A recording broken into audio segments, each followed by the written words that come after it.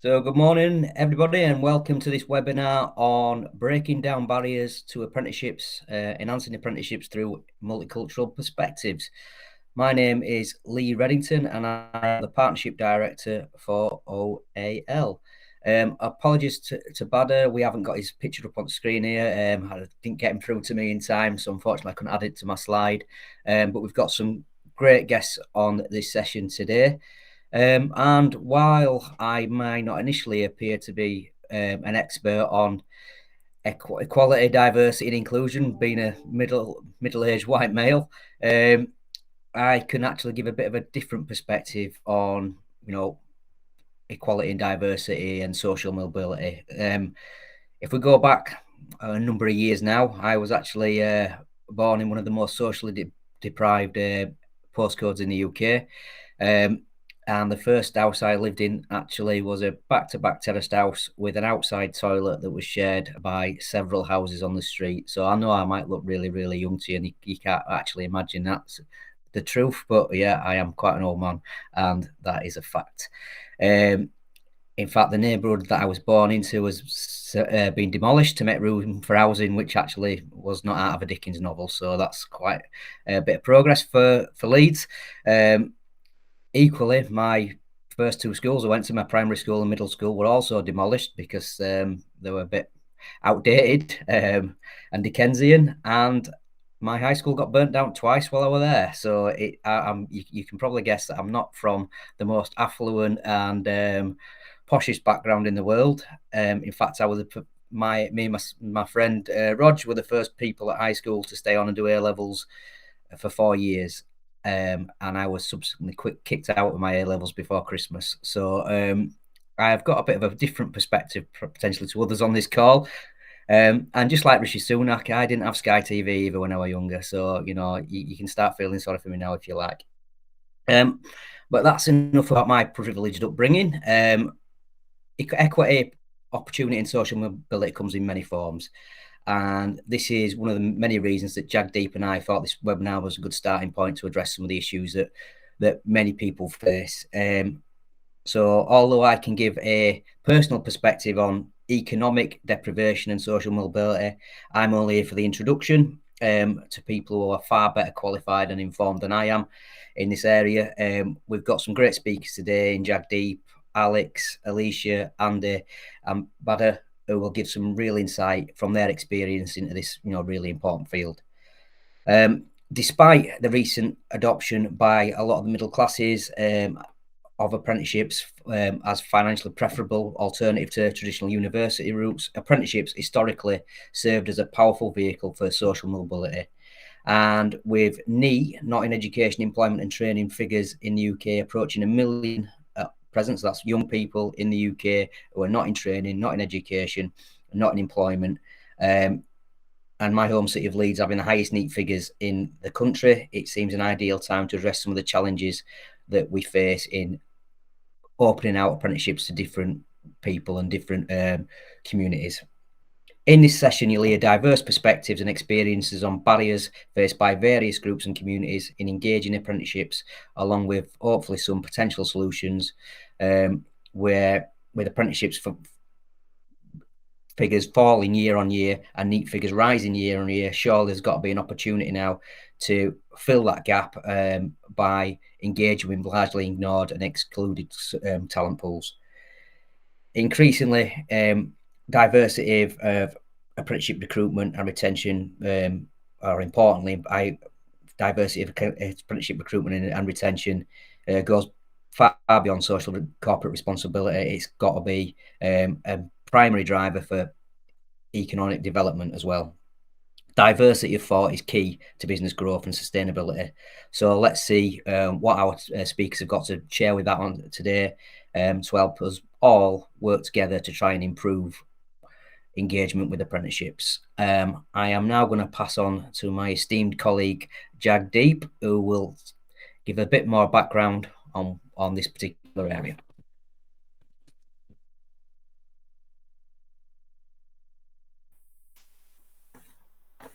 That's great. Thank you. Thank you very much, Lee. Excuse me, just a slight frog in my throat. It's it's sort of a real sort of privilege, really, to be able to run this Apprenticeship Diversity and Social Mobility webinar with sort of Lee, who are sort of patrons of the Multicultural Apprenticeship Alliance, which I'll touch on in a later slide, but also a real supporter of our work at the Pathway Group around equity, diversity, inclusion, and social mobility.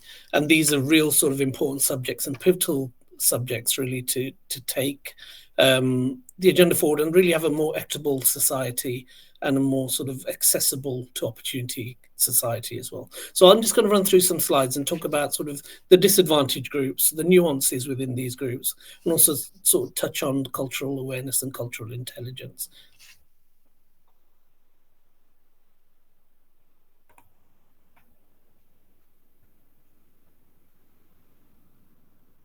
So I hope you can see all these slides. As I say, so breaking down barriers, a real sort of subject that is sort of a driving force, really, for the Multicultural Apprenticeship and Skills Alliance in terms of what we stand for and what we're looking to do. As I say, we're trying to get a more equitable society, more equitable opportunities for everybody, but also for these individuals to have accessibility to these opportunities as well, and knowing how to access these opportunities. So I thought it best to start with really understanding the challenges of disadvantaged backgrounds. So I've written a definition, and I think it's really important to start with the definition. So disadvantaged backgrounds encompass economic, social, and cultural factors that has an educational attainment, employment, and progression.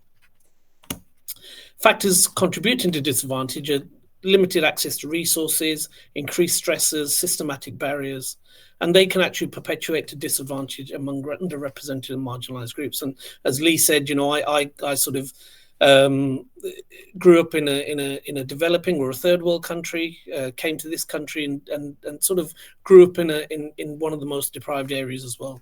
Went to school back in sort of the late 90s. That was voted the worst school in England in terms of educational attainment. But again, still sort of continued with that. And there was that real sort of lack of social mobility there, real issues around social mobility and opportunity for those marginalized and underrepresented communities. And then the effects and impacts, so they can be quite vast, really, and they impact the individuals or they impact society and communities as a whole. So individuals from disadvantaged backgrounds often face obstacles such as inadequate resources, and that goes beyond sort of Sky TV, the lack of support and the environmental challenges that impact negatively. So that could be sort of infrastructure, that could be investment within those areas that really have a negative impact on individuals' lives and being able to access good work or good education. And one size doesn't fit all. So it's all about sort of widening participation and how do you understand the nuances. So it's really, really important that you understand the cultural backgrounds and the cultural nuances of the multicultural individual and multicultural communities. There's also the religious backgrounds as well, and there's that sort of nuanced difference between the sort of cultural differences and cultural nuances and the religious backgrounds and religious differences. As we've spoken about, growing up in sort of or living in deprived areas that hasn't had that infrastructure and hasn't had that investment, would that be from sort of local, regional, national government? There's that impact on individuals going in low socioeconomic background as well. Education establishments. So where did they actually study? Lee and I have already spoken about each other's high schools. And sort of the education establishments and the lack of resource, the lack of good education that was available there. There weren't many sort of state schools, etc., where I sort of grew up, and the education attainment is low within these deprived backgrounds as well. So it's really, really important that you understand the learning and development styles and the speeds and the way that people learn as well within that.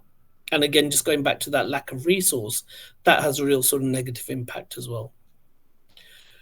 And then from the sort of the multicultural community, particularly from sort of the South Asian community, there's that real difference in family life as well.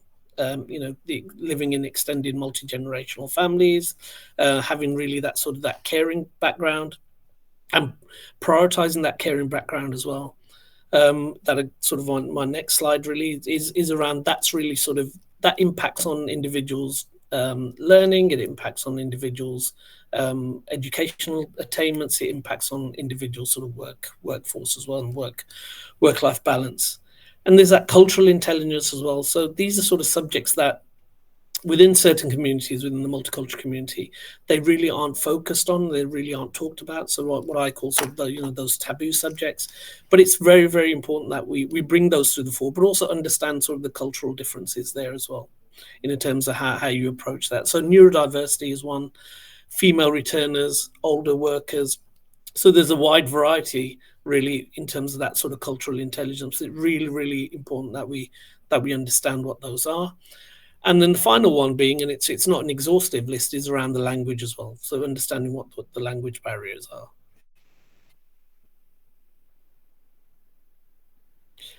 So what are the benefits of diversity inclusion in the workplace, and why really do they matter? So for an employer, it enhances sort of creativity and innovation. So a diverse team brings a variety of perspectives and experiences, and what that will lead to is more sort of creative and diverse solutions as well, and innovative ideas. It's better decision making as well. So again, inclusive workplaces rather than sort of a not an inclusive workplace will benefit from a wider range of viewpoints as well. And similarly to the comment above, or the point above, it will improve sort of quality of decision making, and improve on, in terms of your ethical organization, or your bottom line as well, depending on which way you're driven. Increased engagement and retention, and I think we spoke about this at sort of the Apprenticeship Branding Conference last week, is around sort of, if you have a good brand, it will increase your engagement, and it will increase your retention as well. So employees who feel included and valued are more likely to be engaged and stay with the company for longer. And as we all know, recruitment is very costly. It's very impactful to the business as well. So if we have a sort of steady workforce and a productive workforce, it's better for the employer. It's improved financial performance as well. So companies with a diverse workforce are often more successful financially and outperforming their peers. And that, again, that's just a follow on from the point above in terms of that engaged or increased engagement and increased retention. And then the positive reputation and employer brand. Again, it's really, really important that the employer has a holistic positive brand. And that's their commitment really to diversity, inclusion, social mobility, and how they really go forward in attracting top talent and sort of enjoying that sort of positive public image. And then building cultural intelligence, and these sort of tips really that are the sort of real quick wins that an employer and organization can take on board, but it really, really impact positively on sort of the organization. So there's really that valuing diversity and inclusion, and I won't sort of read out the sort of strap lines under these, but these presentations will be shared. Incorporating diverse perspectives, creating a safe space for open dialogue, and that's really, really important, in terms of creating that safe space where employees or individuals within your organization or within your educational establishment can actually have a safe space where they can talk about, have that open dialogue and that transparent dialogue as well. Providing those resources, and again, these are really quick wins, and resources could be even small things really, if you understand sort of the cultural and religious differences, or even just trying to promote around the office equity, diversity, inclusivity, and social mobility. And collaborative learning and working communities, so really building that strong community within your workforce or within your educational establishment. And collaborative learning communities, they do enable engagement, and they do enable that open and transparent dialogue. And once you sort of start sharing your best practices and you support another one in promoting ED&I and social mobility, you can really have a cohesive and strong workforce or education establishment.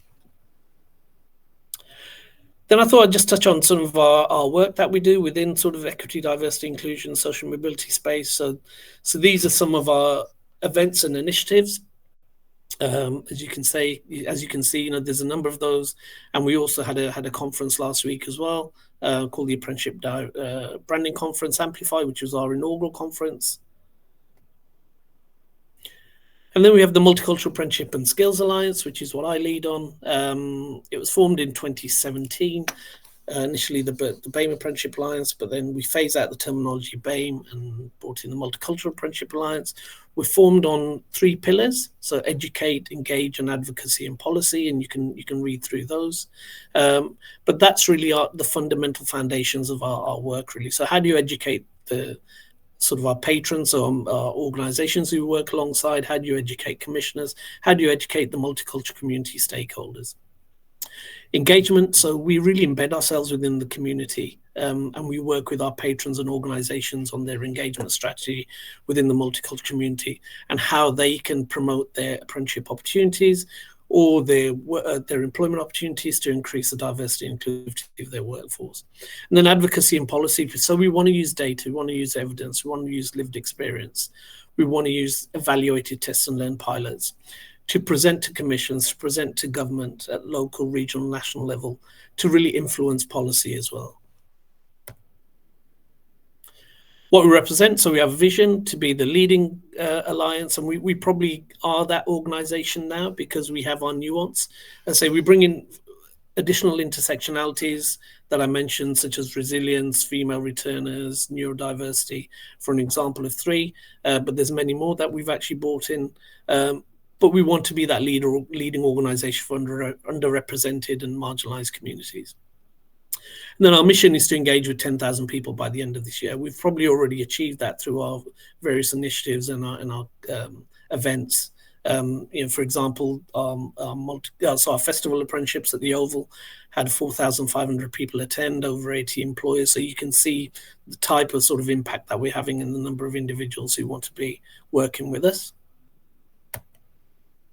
So these are the patrons of the Multicultural Apprenticeship and Skills Alliance. As you can see, it's a wide variety of organizations, from corporate organizations, from a variety of sectors, to public sector organizations, to FE and HE institutions, to independent training providers, to awarding bodies.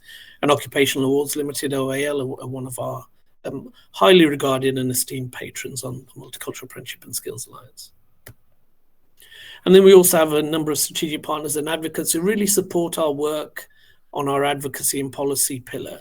An example of those is Learning and Work Institute, who are our policy and evaluation partner. Then we have organizations like the Association of Apprentices, Youth Employment UK are probably the leading youth-focused organization within the country, and some others there as well. We're also launching the Multicultural Apprentice, or relaunching the Multicultural Apprentice Network, which is a network for our Multicultural Apprenticeship Award nominees to really have access to a forum and a platform for them to share best practice, for them to network with each other, but also for our Multicultural Apprenticeship and Skills Alliance patrons to have direct access to that lived experience and that lived reality of a multicultural apprentice. So if they want to talk about policy or processes, or if they have a webinar or a seminar or a conference, they have direct access to these individuals who are absolutely fabulous. And you'll be hearing from a couple of those later on in this webinar. And as I mentioned, we had our conference, our inaugural conference last week called Amplify. We had over 250 attend. The feedback has been immense. It's been so positive. And I think it was a real solution focused conference that was innovative, inspirational, and impactful. So those are sort of my 3 objectives that we have achieved. So I think we've done extremely well with that. We're hoping for this to be a national conference on an annual basis. So please look out. I think the next one we're looking at around April time. So please look out for that. And that's me. So thank you very much for listening. I say we will have a sort of a Q&A towards the end. But I don't think there's any sort of questions for me at the moment. So back to you, Lee.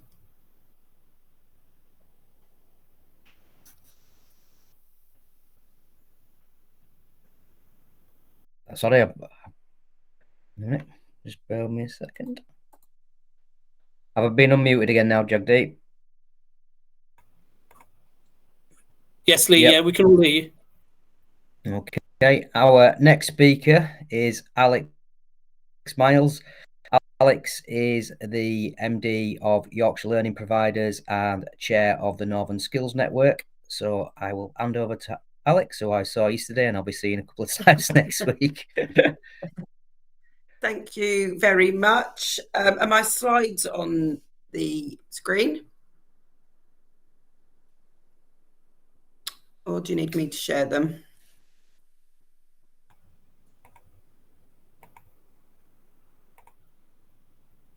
Fab.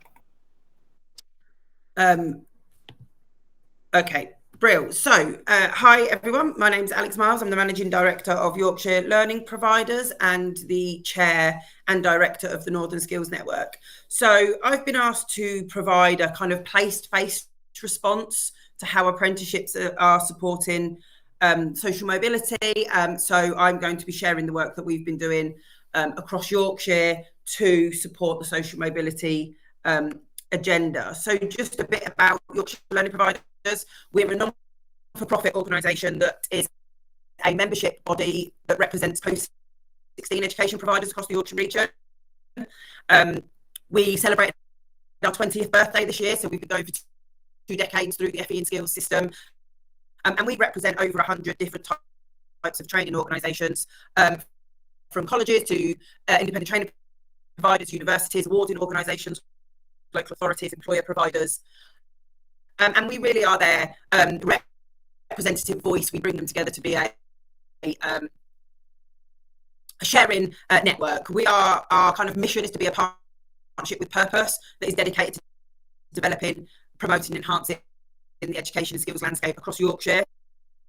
And because we are a non-for-profit, everything that we do and all of our work streams and every aspect of the work that I do is focused on using post-16 education as a really positive vehicle to support social mobility, social impact, positive change for our communities and our businesses and our providers.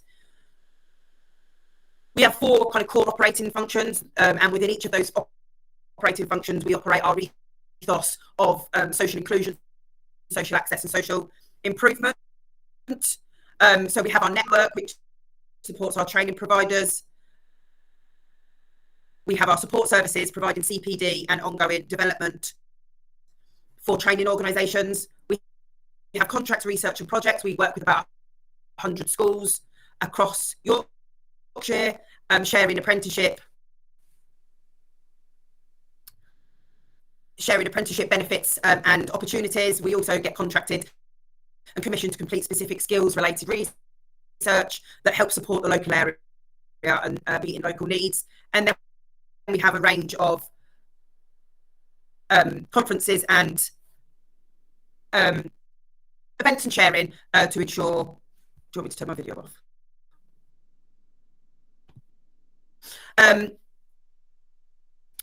To ensure that our members are supported throughout the process. We are also the founders, and last year launched the Yorkshire Apprenticeship Service, which is a place-based digital platform to respond to some of the challenges and barriers that young people and businesses across Yorkshire were facing, and how we could try and break down those barriers. I was also one of the creators in the Social Mobility Commission's Apprenticeship Toolkit, and supported the development of the toolkit and rolled it out and tested it and piloted it in Yorkshire to make sure that the toolkit was really fit for purpose. And we recognise that through the work of the Commission that apprenticeships are one of the best mechanisms to support employers building a diverse, talented and committed workforce. But more than ever, we need an apprenticeship system that delivers not only skills and opportunities, but also inclusive and provide that social mobility, social improvement, and support social justice. So the toolkit, it was designed as a roadmap for anybody working in apprenticeships who is committed to improving the socio-economic diversity and inclusion ethos and arrangements and approaches. We do a lot of work with providers using the toolkit to ensure that they have got the most inclusive classrooms, and that their provision is supporting all types of learners from all types of backgrounds and all types of communities. across the Yorkshire region. These slides will be shared, so I'm not going to go through this, but this is some research that was completed around how apprenticeships and social mobility are intertwined, and how they can support each other's causes. So ensuring that apprenticeships support the diversity gaps, the selection gap, the quality gap, the levy gap, so making sure that employers are using their levy in a really inclusive way, the progression gap as well, making sure that disadvantaged areas or disadvantaged people have got the same opportunities to achieve and progress, and then provide that earnings boost. And then behind each one of those elements, there's some guidance documents, some helpful hints and tips, and some templates to support the development of a social mobility and inclusive apprenticeship programme. So the toolkit is packed full, as I've said, of helpful hints and tips. It provides more inclusive approaches to delivering and developing curriculum. It provides insights on a whole organisational approach. We often see that, particularly around social value, social inclusion, social mobility, it is a singular team or a singular person that takes the lead of that, and recognising that it needs to be that whole organisation approach. Guidance on key questions and thematic approaches to attract inclusive talent and to attract inclusive apprenticeship practice. There are case studies and examples in there, and the toolkit is all about ensuring that apprenticeships really are that vehicle for positive change, social inclusion, social justice. I was also part of the founding group of people that launched the Back to the Future Apprenticeship Decent Wage Pledge, and the Decent Wage Pledge has been running for a few years. It was born out of COVID, but has now got a really vast backing to ensure that apprentices, it's a positive national movement that ensures apprentices in apprenticeship programmes are paid fairly and in accordance with appropriate wages. The movement works with a range of partners and pledges who are committed to supporting fair pay activities, and some of the organisations include the Cooperative, the Apprenticeship Diversity Champions Network, End Child Poverty, Kia, HIT Training, RSPCA, LabCorp, and ourselves, just to name a few. And we ensure that the key messages reach far and wide and have a positive impact. We took the campaign to Gillian Keegan when she was the then Skills Minister, the Apprenticeship and Skills Minister, and the response wasn't hugely positive. She didn't recognise that there was a pay issue for apprentices, and didn't recognise that apprentices are affected more negatively in the north of England. Didn't recognise that it was needed, so didn't support the campaign, which was a really not a great standpoint from that. We carried on regardless, and they are still looking for people to get involved in that, and ensuring that our apprentices in our local communities are paid appropriately. As I mentioned, we launched Yorkshire Apprenticeship Service, which is a digital place-based platform that pulls together everything to do with apprenticeships in Yorkshire. We built this in partnership with Get My First Job and the Talent People to be a portal that really targeted and supported some of the problem issues around barriers to and access to and social inclusion of apprenticeships. I was doing some work with the Youth Engagement Strategy team in the Department for Education, and the DFE, through that working group, we identified 4 problem statements with why there are barriers and why more young people are not using the apprenticeship route. So the problem statements included fewer young people are actively considering apprenticeships compared to other academic routes. The apprenticeship recruitment process is too complex and unfavourable to a range of young people. Their lack of attractive, inclusive and accessible apprenticeship vacancies. Too many young people are vocationally undecided and confused. So we tried to develop this platform that addressed those areas. So it's a completely place-based area.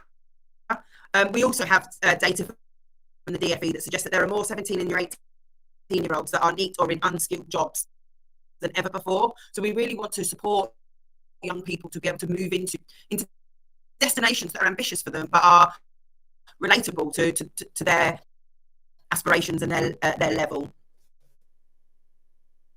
On this link, it will take you to a video of our Yorkshire Apprenticeship Service site, so you can have a look through the site. We've also got our own chatbot called Yorkie, so we're training our chatbot Yorkie at the moment to make sure that they are responding, or they are responding to all kinds of inquiries from young people and employers. As Jagdeep mentioned before, having those safe spaces to express and ask questions is really, really important when we're looking at inclusive platforms, inclusive learning environments, inclusive workplaces. So we are training our Yorkie to make sure that it's a safe place for young people and businesses to come and ask questions, and they'll be responded to in an appropriate way. So we've identified some barriers, and the rationale behind why the Yorkshire Apprenticeship Service was born, and we have kind of categorised those into 5 themes, and these 5 themes are kind of the driving force behind future Yorkshire Apprenticeship Service development, and we're about to go through our next evolution phase of the build. So we've and some of these are very aligned to what Jagdeep has already shared, but around language, we recognise that through some of the .gov or Find an Apprenticeship sites or other platforms that promote apprenticeship vacancies, there was a lack of inclusive language and a lack of accessing materials that was deemed inclusive, either of other languages or people that might be neurodiverse, the colour structure, the format, the amount of information on some of the platforms that just would be overwhelming for somebody that could process information that quickly. So we've really looked at the language and making sure that it's fully inclusive language. Marketing, so a lot of feedback from young people was that the information that comes out nationally about apprenticeships is not reflective of some of the local communities in Yorkshire. They don't see themselves in that marketing. The language is not understood by certain communities or certain people or types of people. So we really tried to develop and design and collaborate on marketing, so it's really reflective of the different Yorkshire communities and the different Yorkshire places. Around employers, a lot of young people have said that they don't recognise the names of some of the local employers. They don't know who they are. But also from national platforms, it's all well and good saying that you work with British Aerospace or Jaguar Land Rover, but if that's not an organisation that is in your local community, is in Bradford or is in Hull or is in Sheffield, then that doesn't mean anything to these young people. So we have bought recognised employers. We've got a platform dedicated to young people finding employees in their local area by sector, by their interests, and made sure that employers don't feel out of reach to these young people. When it comes to success stories, a lot of the success stories weren't localised. They were talking about higher level students, again, from these businesses that were kind of so far out of reach because you want the big headline grabbing employers, but actually that doesn't matter to some of the local communities and young people and adults looking to reskill. So we've got local success stories from local businesses that are bringing opportunities, case studies, videos, written responses, and they all sound like them and look like them. So it's really relatable in terms of success.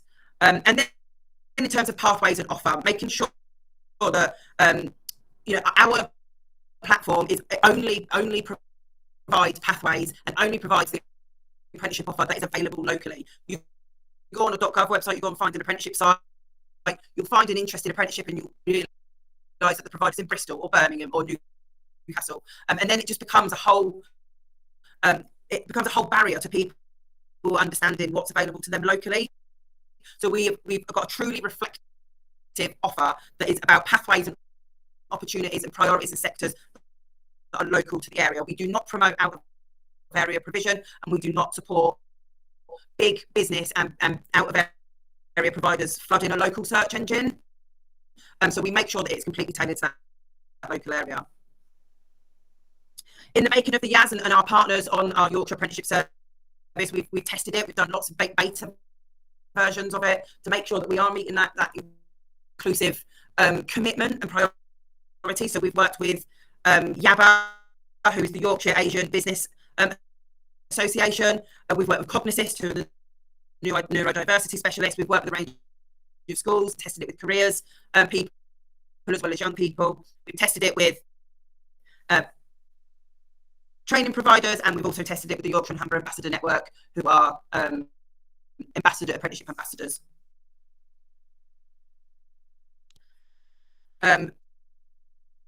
So that's everything I wanted to share, and by the looks of the comments, none of you can hear me anyway, so I'm surely you will just share the slides. I'm not sure why, because I've got full signal and absolutely I've managed to do other meetings from here with no problems. So, but I can't stay for the whole session because I'm actually on site with a provider at the moment. But my contact details there, and surely you'll send out slides as well, won't you? That's me. Okay.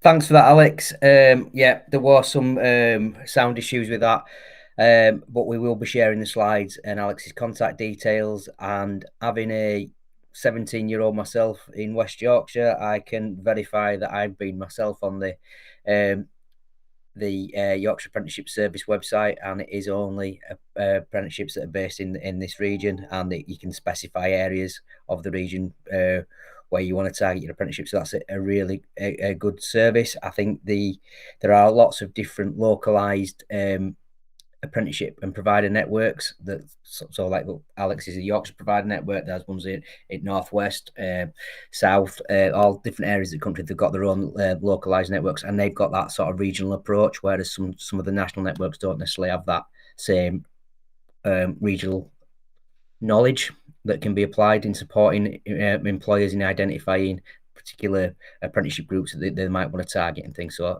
thanks for that, Alex, and we will be sharing those slides, and we're sharing all of the slides. Jagdeep will share it with all the people who've attended, and there will be also a recording available. Like I say, if you want to contact Alex, contact details on there, and all of our contact details will be shared by Jagdeep and his team.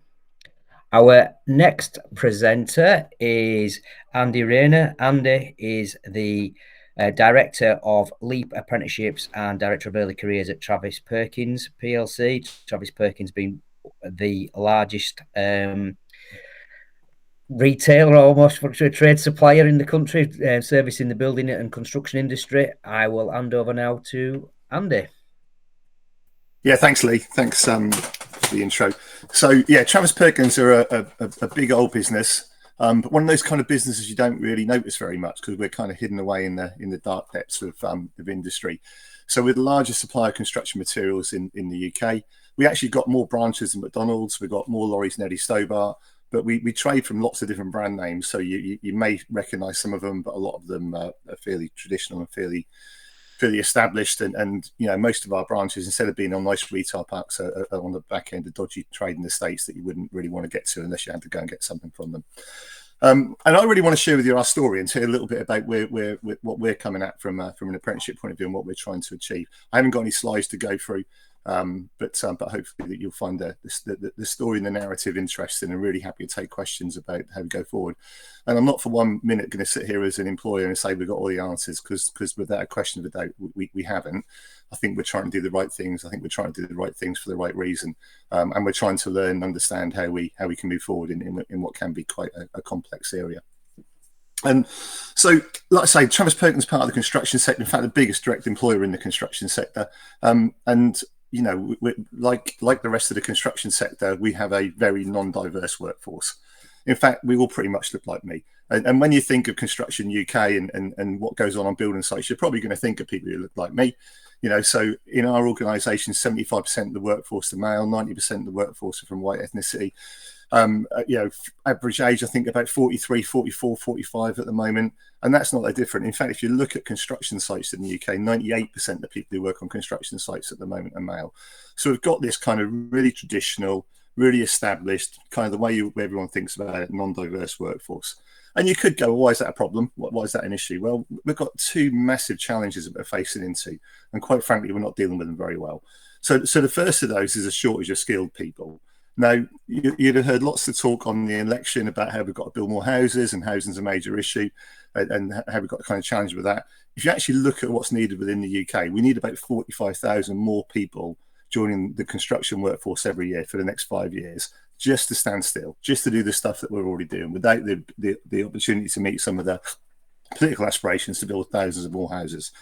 So we simply don't have enough people coming into the sector. And when you think of the fact that the sector is aging and looks like me, hopefully I won't be too long before I retire. And there's a lot of people leaving the sector.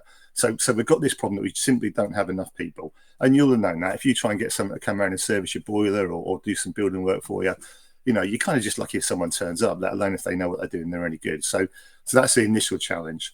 I think that the second challenge, though, is much more serious. And that's that we need to modernise the way that we build in the UK.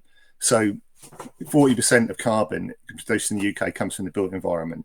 So the way we build the houses, the way we live in our houses, is just inefficient and ineffective and burns up loads of carbon. So we have to change that.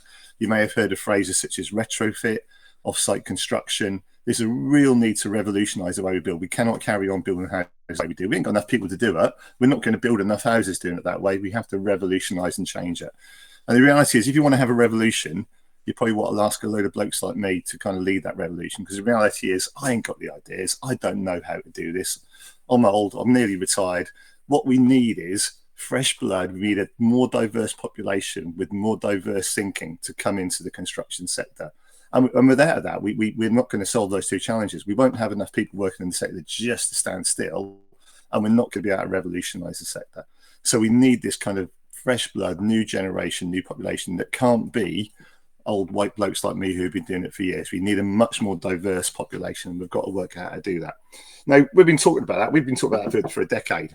And we saw this real problem with our recruitment managers. They weren't bringing in a more diverse population. And when we actually looked at the reason why, it's because they always want people who are experienced and trained. And if you've got a non-diverse sector and you're trying to recruit from a non-diverse sector, then the people you recruit are going to be non-diverse in nature. So somehow you've got to bring new people in who don't currently work in the sector. That data point, 98% of people on construction sites are male. Well, you're not going to build a female workforce, are you? But by recruiting from construction sites, because there's very, very few females on those construction sites. You've got to bring in a new workforce. You've got to bring in a new generation. And apprenticeships are this brilliant tool to enable us to do that. Because actually we can then bring people in from outside the business, teach them how to do the job, which is what apprenticeship is predominantly designed to do, and bring them into the sector. We've been doing that for pretty much since about 2020. I'd say we kind of really started it in earnest, and we're starting to see a real shift. So our apprenticeships are 34% female. Over 15% of people from multicultural background on apprenticeships, and an average age of less than 30 on our apprenticeship programs. So we're starting to bring that population in. We're starting to change it. Well, we've got issues. So Travis Perkins is part of the construction sector. We're not all of it. And when we looked around, we saw we were doing a decent job of bringing in a more diverse population, but other people weren't. So 3 or 4 years ago, we actually became an independent training provider. So we now deliver apprenticeship programs for other people as well. So not just Travis Perkins, but also for other organisations. And so far, we've graduated about 1,500 apprentices, and we've got about 1,000 apprenticeships on programme at the moment.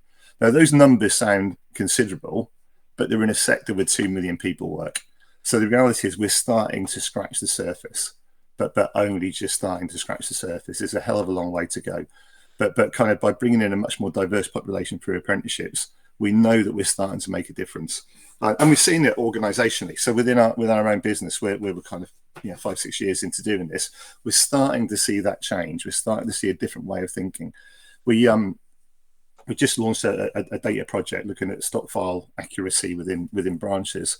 Now, we tried to launch a very, very similar project just before COVID. It was a disaster. It didn't work.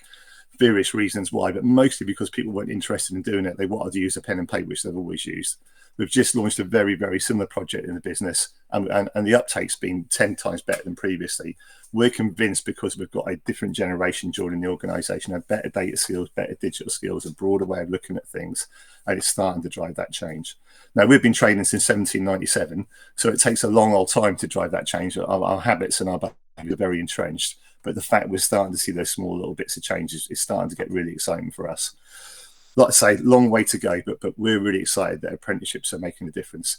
Now, I said at the start, we're not holding ourselves up as experts. We're not going, look, we've cracked this. We know exactly how to do it. I'm the reality that 34% of our apprenticeships are female, I don't think it's good enough. I think it should be 50%. 50% of the UK population is female. 50% of our apprenticeships should be female. We've got a way to go. We've still got some work to do. But the reality is, I think we've made a start. We're starting to scratch the surface. And if anybody can help us with this journey and give us advice and guidance about how we do more, how we can push harder, then I'd love to kind of understand what that is, and then happy in the Q&A session to maybe fill in some of the bits more detail on what we're trying to do, but also, we're really after understanding how we can do this better. Lee, I think that's my story. You know me, I could talk for about another 3 hours about it if you don't tell me to shut up. But I've probably covered enough territory for now. But look forward to some opportunities to answer some questions later. Okay, thank you very much, Andy. It's great to hear the journey that Travis Perkins on. I've always got some questions, Andy. You know me, particularly about retention and things like that, which is always a challenge. Next up is Alicia. So this time we're going to hear a perspective from an actual apprentice and a winner of leadership management, Alicia, at the Multicultural Apprenticeship Awards. The longest category. It's management and legal and professional services, but I'm a management apprentice. Management and legal and professional services. Yep. So over to Alicia now, and she can tell us a little bit about her journey and the experiences that she's encountered as an apprentice. Perfect.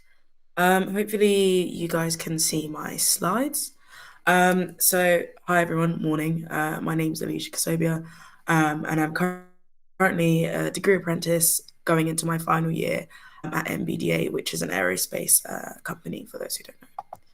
So that's a bit of table of contents. So my journey since 2021.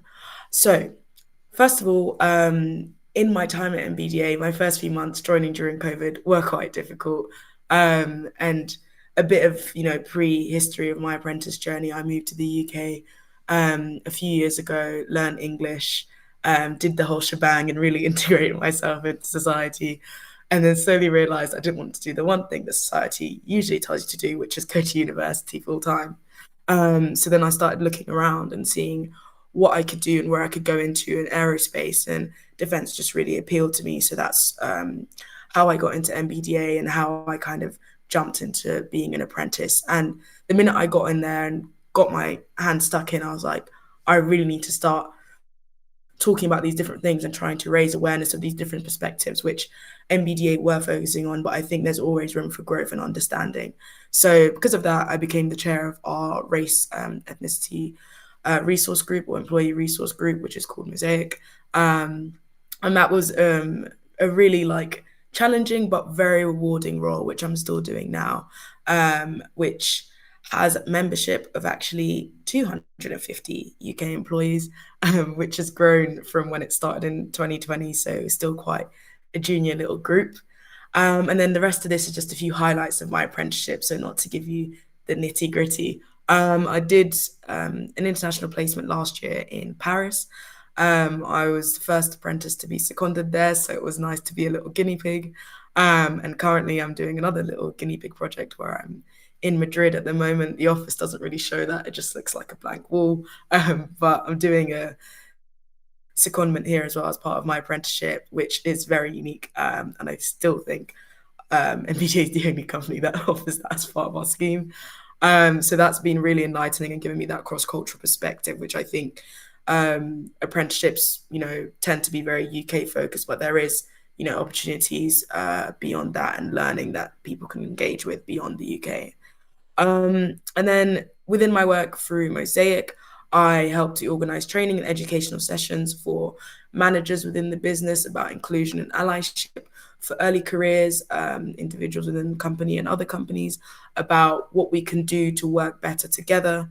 And beyond that, what we can do to, tell the people who are employing us what should change, what should be a bit different nowadays. And then alongside that, last year was a very nice year where I managed to win 3 awards, one at the LGBTQ Defence Awards, the Multicultural Apprenticeship Awards, and then one regarding Tempest, which is a national program sponsored by the government. And then the end of the timeline is just saying I'm in Spain now doing a little bit of a junior sales manager role, where I'm learning Spanish and French at the same time. But overall, quite a rewarding journey so far. So now into a bit about why I chose this pathway, which I mentioned before. I'd say 4 key points here. The ability to develop strong professional skills.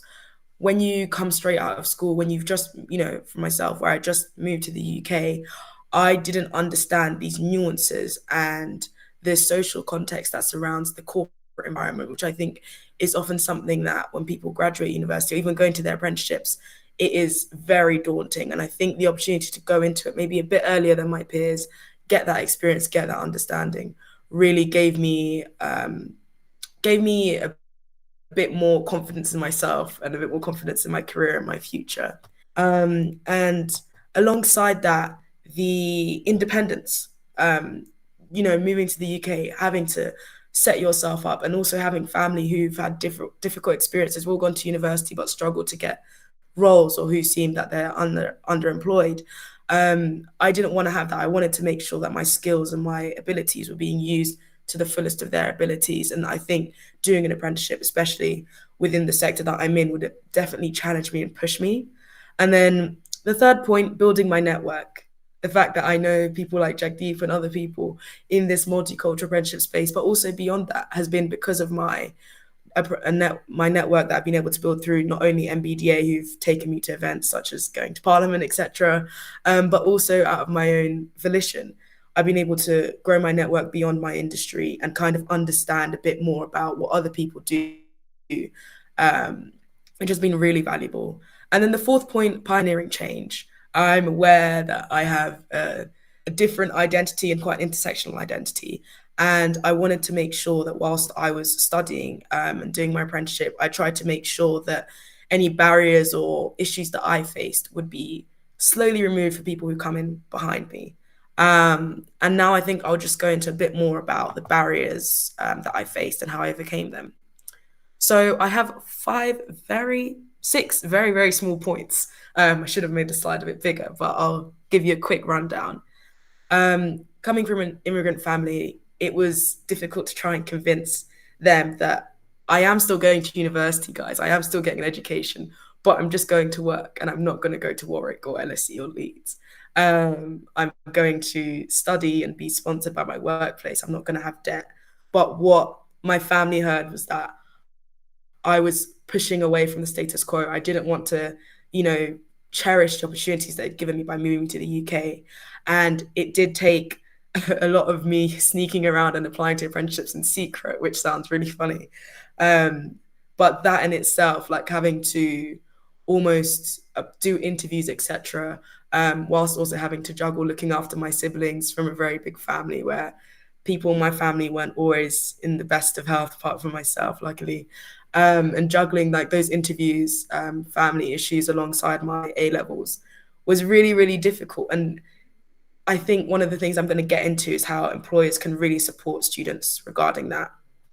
And then also time burdens, I've mentioned, finding a company that would support my identity.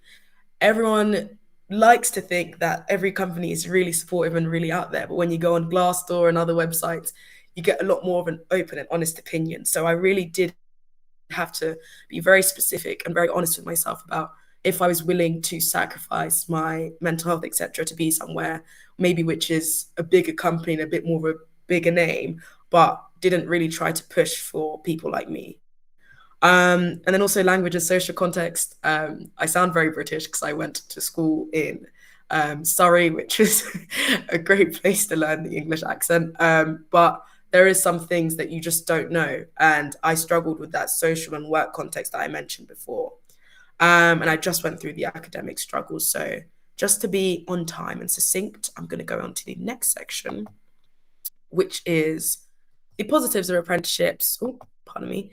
The positives of apprenticeships and how businesses can support further. So as I mentioned before, that recruitment process, although the recruitment process is, employer to potential employee, I think when apprenticeships are made, and as Lee mentioned before, there's been a shift of more middle-class applicants and it becoming a more socially viable option.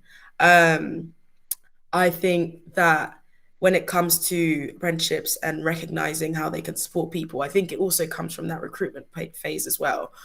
When you question why is there not more women or why is there not more people from different backgrounds, those like special accommodations, not just for disability, etc., but also for family accommodations. For example, I did an interview where I had my sister like sat on the chair below me and I had to pump down the chair so it was a bit low so then they couldn't see her because no one could look after her. But trying to communicate that to someone who's interviewing you is a bit difficult and might come across as unprofessional, but that's just how some people's lives are. They live in a big house with 8 siblings. You're not going to be able to have a quiet room to yourself to do an interview. And those kind of accommodations and asking people those questions, saying, beyond your personal needs, is there any environmental needs that we could support you with, whether it be virtually or trying to assist people in traveling to assessment centres now that they're going back in person? All those kind of things make a really big difference to someone and will definitely push an apprentice or a potential apprentice towards picking your organisation. And I think that's something that my organisation did really well because it was all online. I didn't have to travel to Hertfordshire, knowing that I lived in South London. And those kind of small things did really sway my decision making. And beyond that, another, I'd say, positive of apprenticeships and something that businesses could definitely learn from and engage with is trying to get apprentices to share their stories as well. When you have so many young people who've had very stunted and difficult lives, having to have studied through COVID, joining the workforce without having that social priming and just wider education, you basically have these people who could give you a really, really good insight on what is the younger generation thinking about the workplace? What changes could we make? Dynamic working is becoming more of a thing, but how else could the workplace be a bit more dynamic, not just in working from home, but in terms of what foods are available in the lunch in the office? What kind of accommodations? Does your office have a prayer room? What can you do to make sure that when people join your organization, they don't only feel comfortable, but they feel included and they feel like the space is made for them and for others?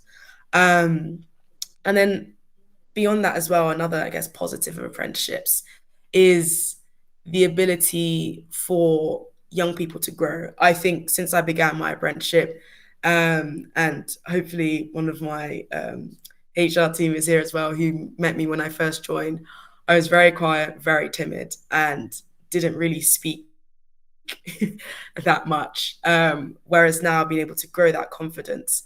And that was because they pushed me. And when you push an apprentice to step out of their comfort zone and do public speaking, etc., you know, even nominating apprentices for awards so they don't have to nominate themselves, kind of breaks down those barriers so they can feel a bit more empowered in themselves and a bit more empowered in their skills, which I think makes a really, really important difference. And then the last piece of advice or section I wanted to cover was advice to multicultural apprentices, but also people on this call who could be line managers or department heads.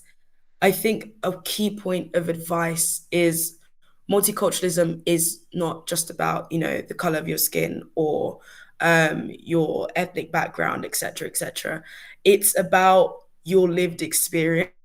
And I think one thing that employers really need to focus on, whether you're a manager or you're checking in on your new cohort of apprentices, how are you making sure that these young people, potentially not always young, but these people feel not only welcomed, but welcome to share, welcome to give their opinions, because I think that in itself is where people thrive the most. And any advice to any aspiring multicultural apprentices or just any apprentices currently from myself is always put yourself out there. The worst thing someone could say is no. And I think the successes and the opportunities I've had, like living abroad and having certain placements and roles, which I maybe wouldn't have had before, is because I asked. And when you ask, you show someone else that is possible. So yes, that was my speed run. I'm going to pass back to Lee, and hopefully that was useful for everyone on the call. Thank you. Thank you, Alicia. as well as inspiring us and making us all very jealous about your placements in Paris and Madrid currently. You've actually given some really good advice there and some good pointers for employers and managers about how they can engage and support apprentices from different backgrounds. So that's really, not only has it been nice to hear your story, it's really useful to get some insight about what we can all do a little bit better. Next up is Badr. I'm sorry, Badr, I'm not sure if I'm pronouncing your, is it Bader or Badr? Honestly, like it's Badr. Badr, right? I'm getting it right then. That's that's not too bad. Yeah. So Badr's going to share his experience. So I will hand over to Badr and let him explain all the things he's got to talk about. Brilliant, thanks, Lee. And Alicia, I have to say that was an amazing presentation. So thank you so much for sharing.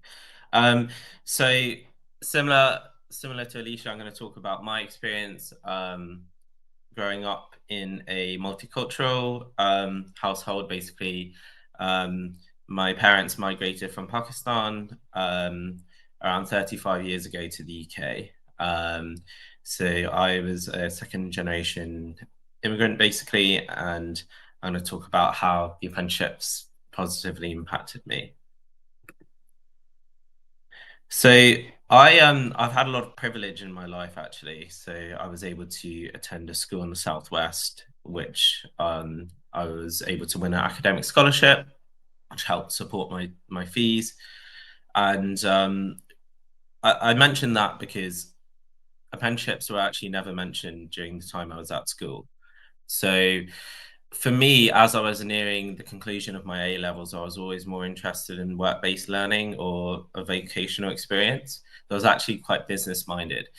And I think, although I'm pleased to have taken the path that I did, if I had been informed about apprenticeships before, 80%, or now it's six hours a week, but around 80% of the time spent working and 6 hours a week spent learning about theories that are applicable to the workplace, I think that would have been the ideal kind of split for me.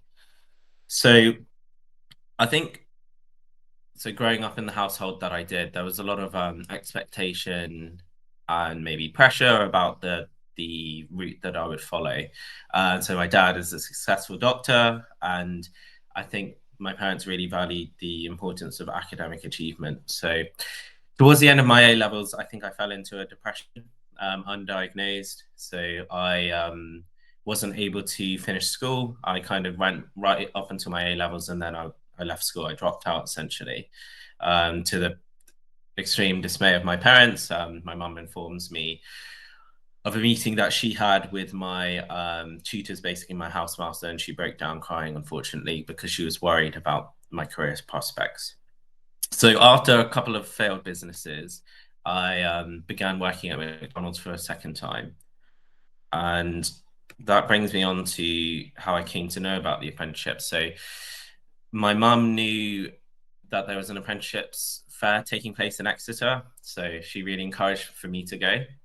At that time, I didn't really like leaving the house. I had a lot of anxiety, but she really encouraged me to go. And I met the apprenticeships manager at the University of Exeter, who told me about a position working in the external client-facing partnerships department of University of Exeter. So that gentleman, Jonathan Cresswell, later became my mentor.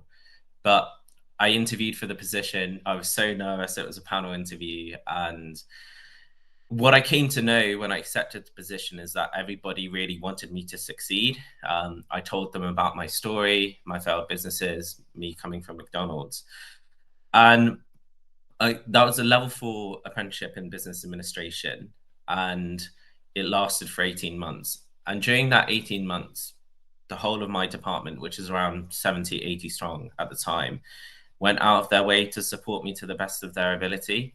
And basically going from somebody who didn't finish school, I was working, in the restaurant industry. I really didn't know what prospects I had, and I was depressed, to completely turning my life around with the support of my apprenticeship employer. It was so essentially, it was life-changing to me. I was actually taking antidepressants at the time I started my apprenticeship, and I managed to basically work my way off them by myself. I was able to lose basically a lot of weight. So since then, I've come to learn that maybe there'll be some other apprentices in my shoes, which is why I'm here today. Because ever since that completing my apprenticeship, I've always sought to give back. I was obviously attracted to, and if there are some prospective apprentices who are on this call as well, they will also recognize that tuition fee free learning is very enticing, and I was able to earn a salary. And that was important for someone like me to earn to gain a qualification. So I joined the Apprentice Ambassador Network in the Southwest. My apprenticeships manager informed me that it wasn't the most multicultural region, shall we say, in terms of diversity. So I would be a great asset to the network. Here I am at the front with some of my peers. And it was a great experience. I was at the forefront of visiting schools, attending apprenticeships and careers fairs, and I was able to basically meet parents, prospective apprentices, employers, and give my take on why they should consider doing or hiring an apprentice. So I got a good amount of support from my line manager, and basically it really helped grow my confidence to where I was able to publicly speak. I'm still not like fully able to do it, but I'm more confident in it for sure. And it's one of those things that I think helps, as you get more experience. So I mentioned earlier that I attended the Apprenticeships fair in Exeter, and that's where I discovered my opportunity. 1 year later, I attended the same fair, and I was invited to speak. So I informed the prospective apprentices that were there that, 1 year ago, I was actually stood where you were. So I came here looking for an apprenticeship 1 year later, and here I am. So just if you need any kind of motivation or encouragement to go for it, just do it and don't look back, and it might work out for you.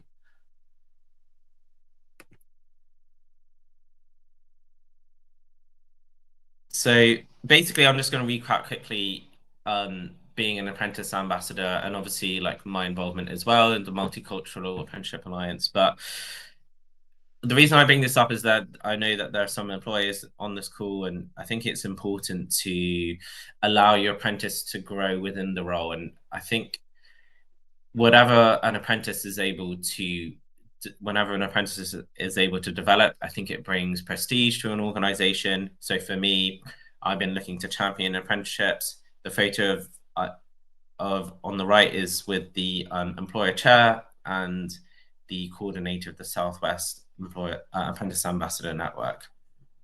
I have it on here that obviously the network is always looking to grow some apprentice representation. I would love to see more representation from mature or kind of higher intermediate apprentices, because I think since the explosion and the fantastic basically success that degree apprenticeships have been enjoying, we're seeing a lot of degree apprentice representation. So we're hoping to maybe bring on board some more intermediate lower level apprenticeships, shall we say, level 2, level 3, level 4.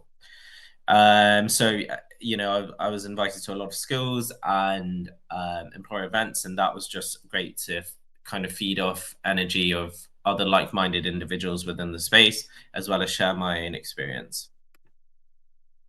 So to recap where I am today, basically, had I not undertaken an apprenticeship, I think my life would have been far, far different. And at that time, I wasn't able to go to university, even after I left school and failed my startups, because I didn't have the grades. So I would have had to either reset my A-levels, which would have been difficult being out of school, or, so the apprenticeships gave me the prospect to really progress my career.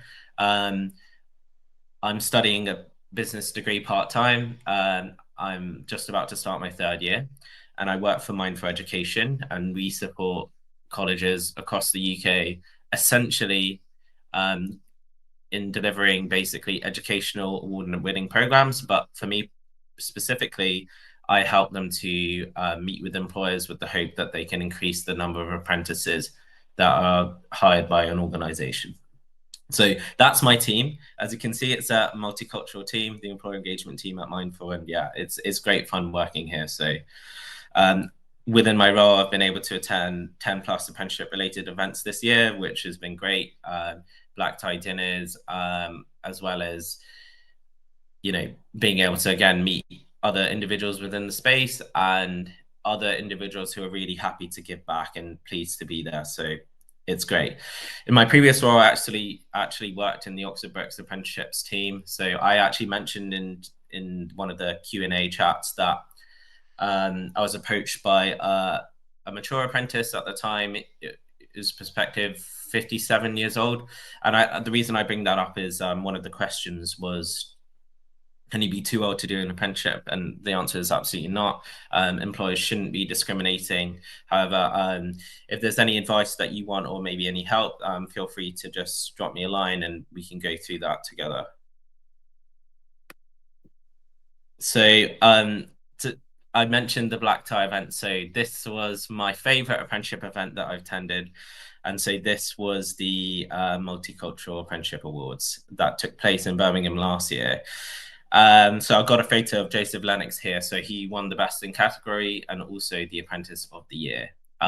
So I met with him after the awards and I said to him, basically, I'm an apprentice, a former apprentice myself, like, you're very inspirational. And he was very pleased to hear it. And he said, you know what, if you're an apprentice ambassador, let's collaborate and let's make a difference in the world of apprentices. But essentially he said, like, let's kick ass and do it together. So it was great to hear that, and hearing young energy from these apprentices, these multicultural representatives who have really been championed by their employers. So that's something that the employers also need to have a lot of praise for. But these people, I think, are bringing a lot of prestige to their organization. So I just wanted to highlight the great work of everybody involved in the Multicultural Apprenticeship Awards and recognition of apprentices who maybe have non-linear stories, but also all of the employers who are supporting their apprentices to achieve to the best of their abilities. I think the future of apprenticeships is looking bright. Obviously, at the moment, there's been some political uncertainty with a potential new government coming in. But I think people, there's still a lot we can do within the space. Apprenticeships are definitely more respected. And so I hope that we can continue basically to champion apprenticeships as much as we can, especially with a multicultural perspective. And if anybody wants to link up and collaborate, you'll be able to find me. So that's all from me. Thanks for listening.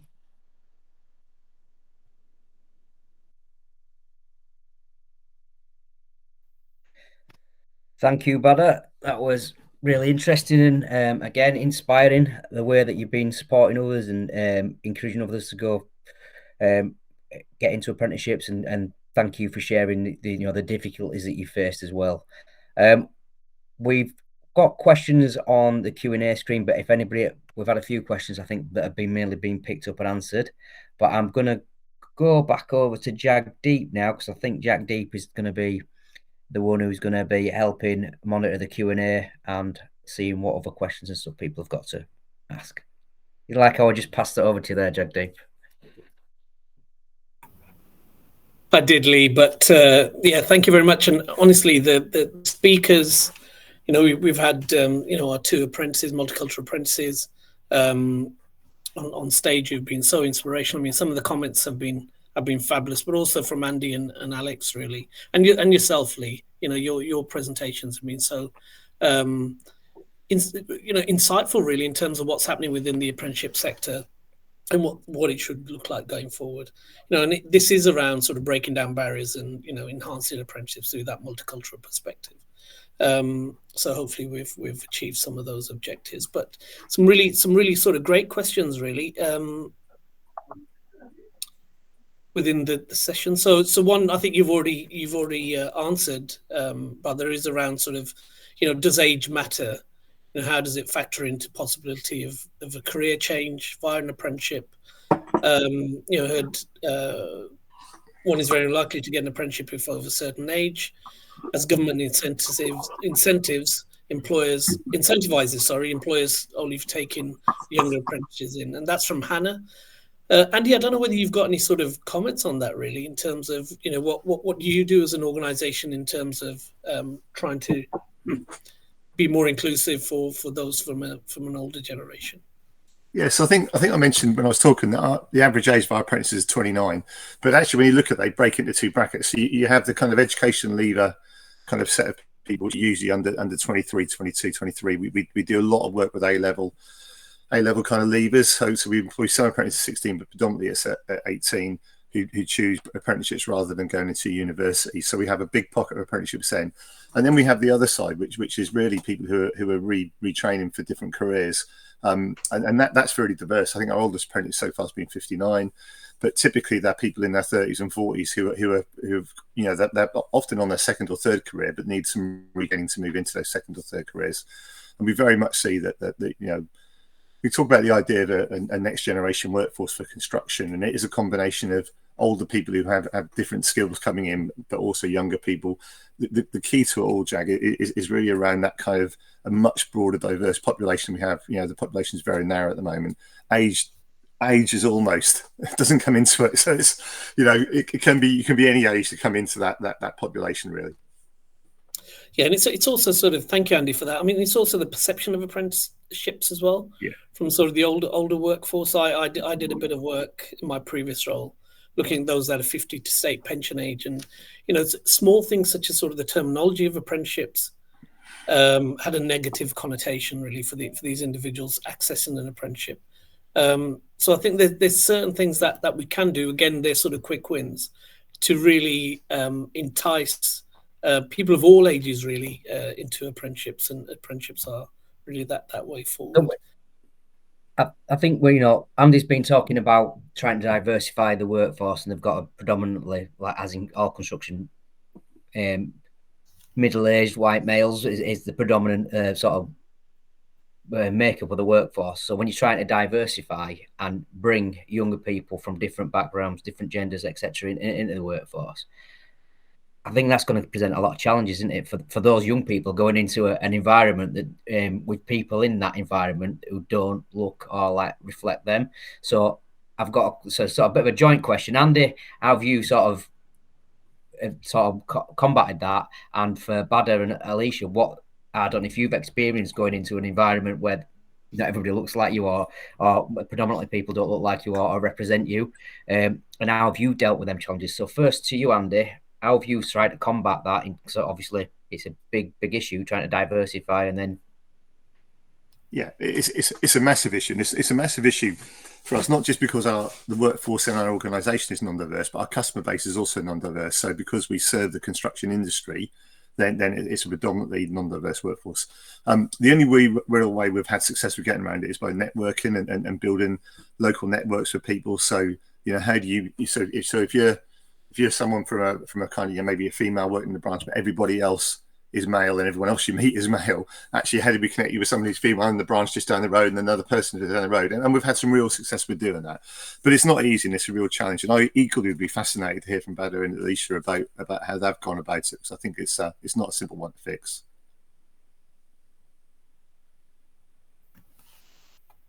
I'm happy to go first. Within like my personal experience, when I joined my department that I work in now, everyone is really nice, but I am the only Black woman in the entire department, and that in itself can feel initially quite isolating. However, I think one thing that maybe almost like employers could do to kind of help, and what I found useful was that I spoke about it a lot because I was not going to let this just sink to the bottom. But also, people did, like, you know, ask me how I felt, try to drum up conversation, and trying to like lead like training sessions for the whole department as well about just starting conversation on that topic, because I think it is like something whereby I was the youngest as well, and on top of that, it was very difficult to manage. And within sales and defense and aerospace as a whole, everyone is similar to construction, a very similar demographic, because you're dealing with either government organizations, etc., and that kind of trickles through in that sense. So I think it is a thing of it's difficult and it can be a bit isolating, but I think if there's the right support networks around that individual group of individuals who maybe don't fit necessarily into what the rest of the industry looks like, then it can help. But I still think there's like room to grow. But I would say it's something that is difficult to manage initially when you're so different to other people. Yeah, I would just add that. So when I started working at Exeter Uni, I believe at least on the Streatham campus, I was the only non-white person in my department. Obviously, that's reflecting the area. So this is Exeter, Devon. It's a predominantly white area. But I didn't feel like basically isolated because everyone was so friendly. And obviously, like there was, and I think obviously as you basically want to encourage people from other backgrounds to apply, whether it's socioeconomic or basically different cultures. So I don't think universities in particular, they always want to encourage that as much as possible, in particular as they want to encourage international students. So I always felt really supported. Alicia touched on it. We had a lot of EDI training as well. It was mandatory for hiring managers. So yeah, and unconscious bias training as well. So yeah, I felt supported throughout. I never felt it was an issue within the workplace, be it as an apprentice or otherwise. So no, I think it's things are really good at the moment, and definitely always heading in the right direction. And it may not have been the case many years ago, but as of right now, I feel very welcomed and stuff. So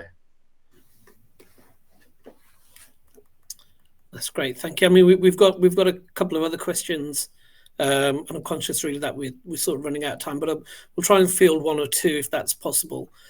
One is sort of specifically really around marginalised and disadvantaged individuals, and just I think it's more around sort of sharing your best practice, Badr and Alicia, and just talking about the need for a mentoring or a coach outside of the employment to support and also advocate for them if needed whilst they're on an apprenticeship. So do you have any sort of areas of best practice or how your employer really supports you with that sort of mentoring roles and that additional support outside of your apprenticeship?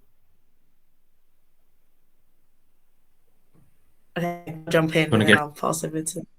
Yeah, okay. I think one thing that my employer does really well is that the line manager apprentice relationship is inherently really close because of the nature of the fact that usually maybe the nature of my department, but most managers I've had only have maybe one or two other people working underneath them. So because of that, they can give you a lot of tailored support. And alongside that, I think the workplace also really supports the idea of informal mentoring as well, because that kind of breaks down that very structured barrier that might exist around a formal mentoring scheme and allows you to get impartial advice just from another person who works at your workplace. And I think that kind of mentoring has really helped me in terms of figuring out what I'm going to do after my apprenticeship, which areas of the business I want to look into, etc. And that was because it was mainly informal rather than formal mentoring schemes that I've been a part of before. Yeah, so for me, when I was at Exeter Uni, my most important mentor was the apprenticeships manager. And obviously, like a line manager is so involved in the process. And I think sometimes it's nice to have somebody outside. So the apprenticeships manager at the uni, Jonathan Cresswell, he saw the potential in me. He encouraged me to be an apprentice ambassador. But I think he also recognized that whatever the success or the stories that I could hopefully promote at the university would also benefit apprenticeships at the university. So I think finding somebody, I would encourage all apprentices, be it your line manager or another work colleague, to find somebody who you can learn from, but somebody who's really interested in your success and your growth. And that's the best mentor you can try to get. That's fabulous. That's some great advice there. We do have some other questions, but unfortunately we won't have the time to answer those. But what we will do is we'll sort of respond to these in the chat. I mean, it just leaves sort of me before sort of Lee closes really is to thank everybody who presented today, who were part of the panel. Also to thank all the delegates really for registering and being part of such an interactive webinar. It really, for me, it's been really eye-opening, insightful, inspirational, you know, to hear your stories, whether for the first time or whether hearing them again, you know, they're just as inspirational. The work you're doing in apprenticeships from all parties really is absolutely fabulous. So thank you very much.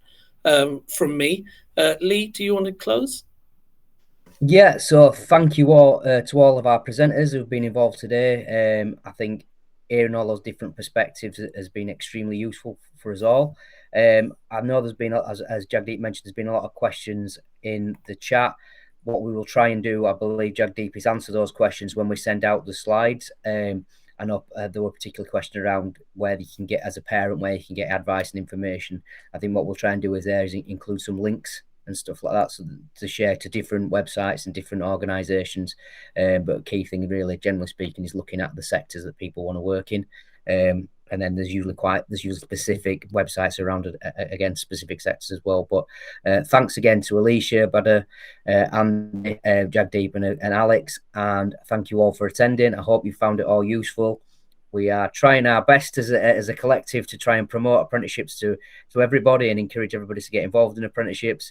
And getting involved with all the various organisations that Jagdeep mentioned is a good starting point, and coming along to apprenticeship conferences and just reaching out to us all as individuals. We've all got busy lives, we'll always try and help and advise and point people in the right direction. If they've got any questions at all about apprenticeships and engagement, whether it's anything to do with what our organisations do or not, we will always try and help where we can to help the sector as a whole. So thank you all for your time, and thank you, Jagdeep, and the team at Pathway for helping organise and